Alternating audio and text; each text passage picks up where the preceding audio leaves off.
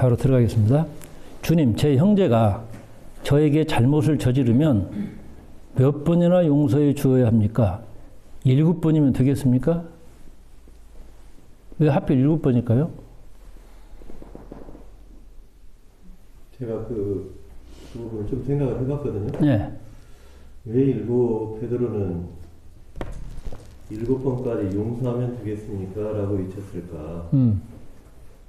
그래서 저는 이제 수비학을 깊이 공부를 안 해서 잘은 모르나 7이 영성의 숫자라고요. 영혼과 영성 그렇게 나와 있길래 그걸 가지고 생각해 보건데 너의 영혼과 영성이 허락하는 100가지 그러니까 베드로가 내 영혼까지 용서해도 되겠습니까? 라고 외치는 것 같고 예수님은 그 영혼의 70번을 곱해서 더 용서하도록 하라고 하는 이 말씀이 결국 그게 뭔 얘기일까? 권사님하고 그런 얘기를 해봤는데 미움이 없는 사람에게 용서는 있을 수 없듯이 예수님은 근본으로 내려가서 사람을 미워하지 말라고 하시는 거 아닐까 생각을 해봤습니다. 예, 바리새파 사람들은 용서에 대해서 가르칠 때 두세 번은 용서를 해라. 그때 당시에. 그러니까 유대인들에게 있어서 두세 번이라면 그래도 좀 관용적인 사람이다. 그렇죠? 되게 한 번도 용서하기 어려운데 두세 번 정도는 봐줘라. 그런 얘기 아니에요, 이게? 예. 그런데 이제 실제적으로 보면 우리가 어떤 한 사람을 나한테 지속적으로 뭔가 잘못했을 때 7번 용서하는 경우는 거의 없을 거야. 그렇죠? 예? 그러니까 우리가 이성적인 그런 어떤 판단으로 본다면 베드로 사도는 보통 바리새인들보다는 훨씬 더 높은 좀 더 많이 용서할 수 있는 어떤 그런 역량이 있었으니까 그나마 이렇게 아마 말씀하셨을 것 같아요. 이게 다른 때는 베드로 사도에 대해서 내가 조금 이렇게 혹독하게 얘기했는데 오늘은 좀 많이 나 봐주는구나. 저 위에서 아마 그렇게 보실 것 같아. 그런데 예수님은 전혀 또 다른 말씀을 하셔요. 7번뿐만 아니라 7번씩 70번이라도 용서를 해라. 이렇게 대답을 했어요. 자, 베드로의 용서는 뭐예요? 7가지는 내가 너 이번에 5번 용서했어. 이제 6번이야. 이제 7번까지 이렇게 헤아리는 용서란 말이에요. 헤아리는 용서예요. 그런데 예수님의 용서는 헤아림이 없는 예를 들어 70번씩 7번이면 490까지 가는데 그걸 헤아려서 그게 도달할 숫자는 아니잖아요. 이게 그렇지? 그러니까 헤아림이 없는 무한한 무차별한 그런 용서의 차원을 예수님께서는 말씀을 하고 계셔요. 이게 자 7은 이제 보통 완전 숫자 또 서양에서는 행운의 숫자라고 많이 알려져 있죠. 완전이라는 말은 하늘의 3과 땅의 4를 합한 수가 7이기 때문에 완전 숫자라고 하는 수비학적인 해석이 있습니다. 그리고 완전 숫자로서의 7이라는 말을 우리 조상들은 7이라고 그래서 7. 하영이 7이란 말이 어떤 뜻일까? 7. 7이요? 일주일. 일주일? 아니 7, 말 그대로. 7. 일이 곱절로 있다? 자, 일이란 말은 일어난다 그 말이야. 이렇게 세운다. 곱은 곱다. 예쁘다. 그 말 아니야? 곱. 그래서 곱을 아름다움을 이렇게 세운다. 그게 이제 우리나라 언어의 의미예요. 일곱이란 말은 이게. 그러면 곱게 만들려면 예를 들어 어떤 나무가 있어. 어떤 면이 있어. 그걸 곱게 아름답게 만들려고 뭘 하지? 그게 뭐예요? 어떤 걸 하는 거지?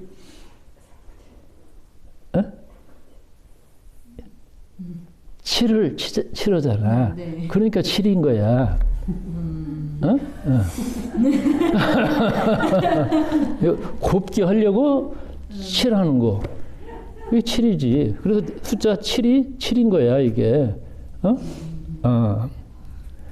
뭐, 있잖아요. 뭐, 기름도 바르고, 뭐, 여러 가지 하잖아, 이게. 응? 그러면 7이라고 할 때, 그, 니을이 유마 현상으로 붙는 거니까, 어근을, 말의 뿌리를 찾을 때는 니을을 띄고 봐요. 그럼 뭐예요? 치다잖아. 치다. 뭐, 치다라는 말은 어떤 뜻이 있을까요? 치다. 양을 치다. 어? 가축을 치다. 가축을 치다. 이것도 치다지? 치다. 예를 들어, 천둥이나 뭐 벼락 같은 거, 바람, 치지? 예, 쳐요.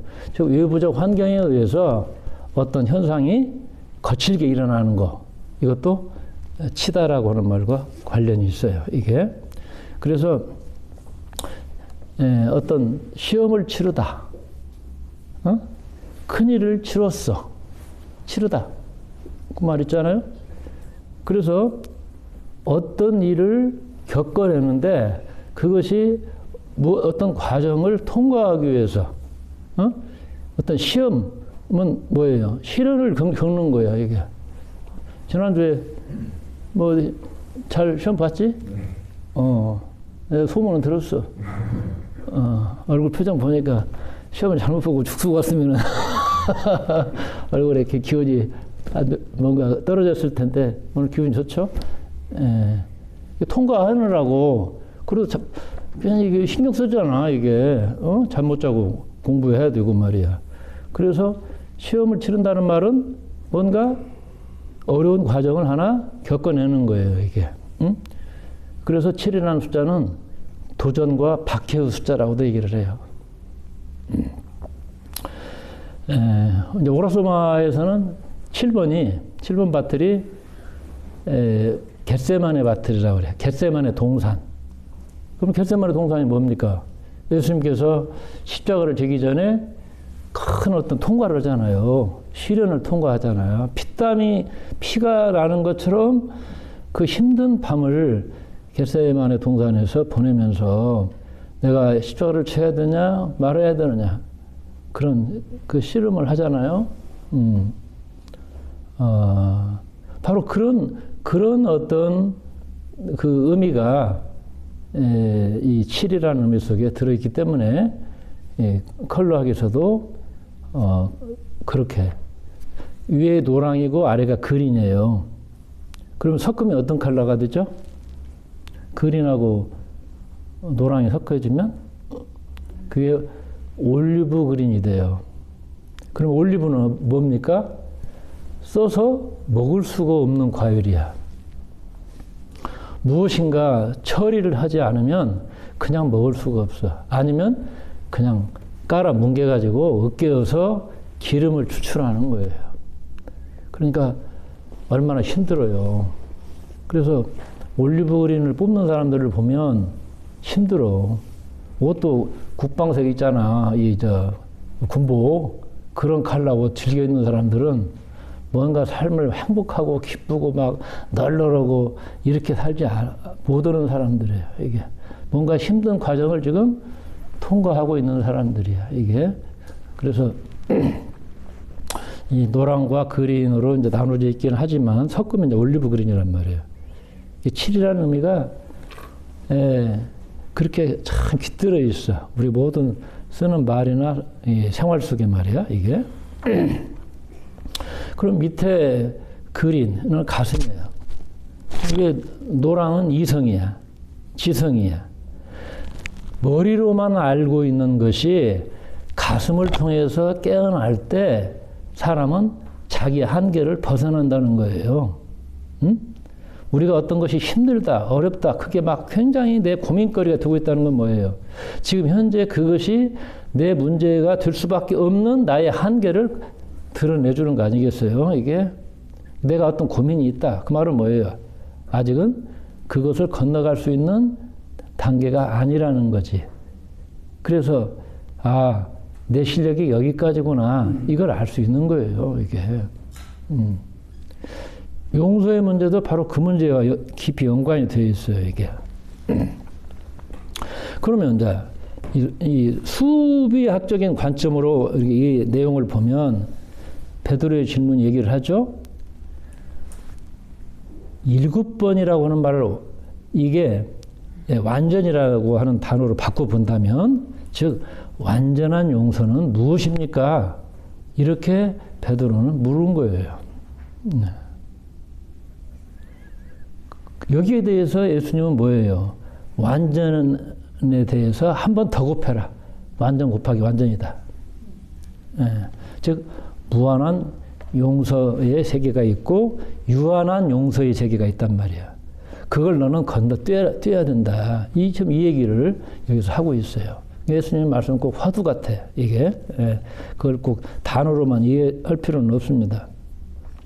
그래서 베드로 사도는 에고의 차원에서 추구할 수 있는 완전을 말하고 있어요.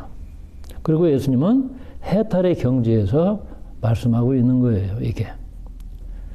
예수님께서는 십자가 위에서 못 박히실 때 사람들이 얼마나 조롱했습니까? 그리고 이게 얼마나 아파, 이게. 응? 손목에다 그냥 대못을 치고 말이야. 옆구리 창까지 찔렀는데. 그러나 예수님은 기도했죠? 하나님, 저들이 하는 짓을 모르고 있어요. 그러니까 저 무지한 사람들을 하나님께서는 용서해 달라고 그랬거든. 이게 뭐예요? 70번씩 7번의 차원이잖아요. 이게. 응? 그래서 예수님께서 말씀하시는 용서를 이해하려면 완전이라든지 무한이라든지 이런 개념을 이 7을 통해서 유추할 필요가 있겠다. 이런 생각을 해봅니다. 그건 무슨 얘기냐면 내 의식에 층이 있다면 7수까지 갈 수 있는 층도 있지만 490까지 내려갈 수 있는 층도 우리 안에는 있다는 거예요. 이게 우리하고 완전히 무관한 차원이라고 한다면 굳이 예수님께서 이런 말씀 하시지 않고 아마 베드로를 크게 칭찬하셨을 거야. 아, 너 대단하다. 그러나 예수님 그렇게 말씀하지 않으셨거든요. 이게. 그래서 양적인 용서에서 질적인 용서로 가는 그런 어떤 코드를 이 본문이 짤막하지만 담고 있어요. 이게. 그 세계는 하나님의 자비를 경험한 사람들의 차원을 말하고 있겠죠. 이게. 그런데 이 자비의 용서로 들어가는 데 있어서 이게 정말 걸림돌이 있어. 응? 제가 내 의식 안을 들여다보면 내 깊은 의식 속에는 분노도 있고 슬픔도 있고 뭐 상처도 있고 뭐 아픈 것도 있고 온갖 것이 많이 있어요. 많이 있는데 그 중에서 가장 걸림돌이 크다고 생각되는 것은 분노의 문제예요. 분노가. 용서를 쉽게 얘기할 수가 없어요. 예를 들어 어떤 사람을 생각하면 참 그 분노의 감정이 올라오는 사람들 있잖아요. 이게. 응? 용서 이전에 분노의 문턱을 건너가야 용서로 들어갈 수가 있겠죠. 이게. 응? 여러분 높은 데서 떨어질수록 상처가 크겠죠. 응? 길 갔다 자빠져도 아픈데 산중에서 떨어졌다고 생각해봐. 엊그제 뉴스 보니까 거리에 있는 난간에 기댔다가 9m 절벽 아래로 떨어졌다고 그저께인가 뉴스에 나오더라고. 그 난간에. 높은 데서 떨어질수록 치명적인 거예요. 그러니까 어떤 쇼크는 어떤 사람은 나에게 고통을 주는데 뭐 육체 정도, 밥맛이 떨어졌다든가, 이런 정도, 육체에. 그런 어떤 사람은 감정의 깊은 곳에까지 상처를 줘요. 또 어떤 사람은 정말 영혼이 파괴될 만큼 그렇게 엄청난 충격을 준 사람도 있어요. 이게. 그러나 그 흔적은 사라지지 않고 기억을 하고 있습니다. 우리 눈동자를 보면 동공이 있고, 동공은 아무것도 없어요. 그냥 빛이 들어가는 뭔가 통로니까. 그 동공에 가까이 갈수록 이 한 10배 정도 확대해서 보면 이게 막 패여 있어요. 상처가 많아요, 이게. 그래, 가까운 부분은 영적인 부분까지 아주 깊은 문제를 안고 있어요. 어쩌면 우리가 이게 전생이라고 얘기할 수 있는 유전자적인 이미 갖고 와버린 그런 상처도 있고, 그 다음에 이제 이성의 영역, 감성의 영역, 몸의 영역까지 이 4등분을 해서 눈동자를 들여다보고 이제 판단을 하기도 합니다. 그 부위가 어느 부위냐에 따라서 이게 예를 들어 얘기하면 소장에 있으면 이건 어머니와의 관계구나 이렇게 해서 리딩을 하는 방법이 있어요. 이게 아마 몸을 다루는 과학 중에서는 이 눈동자 들여다보는 것이 가장 깊이 가 있다라고 생각을 해요. 이게. 자, 지난 한 주간 동안에 내가 생각한 사람 중에 세네카가 있어요. 다 들어보셨죠? 세네카. 안 들어보셨나? 이번 주에 한번 검색 한번 해보세요. 이 세네카가 그 네로 황제의 스승이기도 하고, 네로의 초기 5년 동안 6년? 뭐 이 정도는 거의 그 뭐라 그럴까, 로마 제국을 다스린 그런 인물입니다. 그 네로의 어머니가 왕자들이 많으니까 자기 아들을 황제로 만들기 위해서요, 이 세네카를 불러다가 가정교사를 시켜요. 그래서 황제를 만들어냈어, 이게. 그러니까 세네카의 힘이라고 하는 것은 막강한 거죠, 사실은. 이 사람 뭐 작가이기도 하고, 시인이기도 하고, 정치가이기도 하고, 뭐 웅변가이기도 하고, 수사학자이기도 하고, 그 아버지가 또 수사학을 가르치는 또 선생이었죠. 이분이 지금의 스페인 출신이야. 그리고 그 형제나 가문이 이 사도행전에 보면 좀 연관성이 있는 부분들이 또 나옵니다, 이게. 근데 이 사람이 너무 똑똑하니까 또 웅변을 잘하고, 이 사람이 연설 한번 하면요, 황제가 그냥 흔들려, 이게. 그러니까 이 칼리굴라라고 하는 황제는 너무나 질투를 한 거야. 그래서 어떻게든 죽이려고 해서, 야, 너 자결해 하고 명령까지 내렸어요, 이게. 근데 이제 하도 명망 있는 사람이라 주변에 말리는 사람도 있고, 지금 곧 죽게 생겼는데 천식으로 그 죽을 사람 굳이 뭐 손에 피 바를 거 있겠냐 하고 이렇게 변호를 해주는 사람들이 있어서 간신히 또 넘기기도 했고, 그래서 이분이 클라우디스 황제가 이제 그 다음 황제였는데, 이분 때도 또 미움을 많이 받아요, 이게. 원로원 의원이거든. 원로원을 흔드니까, 이게.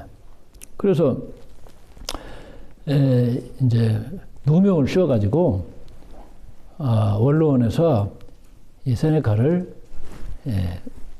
사형 선고를 내리게끔 해가지고, 이제 죽게 됐는데, 또 하도 몸이 약하다고 그러니까, 코르시카 섬으로. 코르시카 섬은 생각나는 거 있지? 코르시카. 기억 안 나? 코르시카 하면 누가 떠오르는 사람 없어요? 나폴레옹이 귀양살이한 유배지잖아요. 코르시카가 유배지로 딱이야. 거기는 너무나 삭막한 산악지대거든요, 그 섬이. 그래가지고 해발 1200m 된다니까. 그 1200m 되는 그 암벽 산에 높이 있는 망루에 감금을 했어요. 8년 동안. 8년 동안. 그 귀양살이 보면은 한때 로마 제국을 다스렸던 대단한 이 세네카가 코르시카 거기 가서 아주 천대받고, 또 이렇게 갇혀있고, 그러잖아요. 그러면 그때 어떤 심정이 들겠어요? 어? 황제에 대한, 그리고 자기를 사형 선고를 내렸던 자기 동료들, 원로원에 대한 엄청난 분노에 쌓였지 않겠어요? 인간이 아마 겪을 수 있는 가장 높은 데서 떨어진 사람일 거라고 생각을 해요. 예. 그런데 거기 딱 도착해가지고 세네카가 자신 안에서 그 막 끓어오르는 그 분노에 그 휩싸여 있는 자기 자신을 이제 보기 시작하는 거죠. 내가 여기서 이 분노를 넘어가지 못하면 자멸을 하겠구나. 그렇죠? 실패자가 되겠구나. 나의 적들이 기뻐하는 그런 내가 되겠구나. 그걸 깨달았어요. 그리고 글을 쓰기 시작했습니다. 이 글 쓴다는 것이 중요한 것은 글을 쓸 때 올라오는 어떤 걸 쓰잖아요. 그러면 내 안에 있는 불편한 감정들이 같이 빠져나갑니다. 기억은 문제가 안 돼요. 기억 속에 함께 들어갔던 그 감정이 계속해서 깊은 곳에서 나도 모르게 반응을 하는 거예요. 자라한테 물리면, 투뚜껑만 봐도 놀라는 거 아니에요, 이게? 내가 안경 쓴 사람한테 크게 당했다. 그러면 안경 쓴 사람에 대해서 왠지 이렇게 뭔가 감정이 생기는 거야, 이게. 안경하고 무슨 상관이야. 그러나 인간의 그 의식이 그렇게 반응을 한단 말이에요, 이게. 그래서 이 세네카가 글을 쓰기 시작했어. 그 글을 쓰면서 이 사람이 발견한 건 뭐냐면 내가 분노의 감정과 동일시하고 있구나. 이건 마음 공부할 때 가장 기본적인 이게 테마죠. 그래서 내 안에서 일어나는 감정을, 즉 분노를 관찰하기 시작했어. 하늘에 구름이 지나가요. 내 마음은 하늘이죠. 구름은 감정, 생각이야. 그 구름의 색깔이 감정이잖아요. 그래서 내 마음의 하늘에 이러이러한 분노의 구름이 지나가는구나 하고 이제 한 발, 두 발 떨어져서 관찰하기 시작한 거야. 바라보기 시작한 거예요, 이게. 이게 이제, 에바구리우스 폰티쿠스라고 사막의 교부가 즉, 기독교 역사 속에서도 이 마음 공부하는 거, 마음을 관찰하는 거, 이게 굉장히 중요한 수련의 테마입니다, 이게. 이건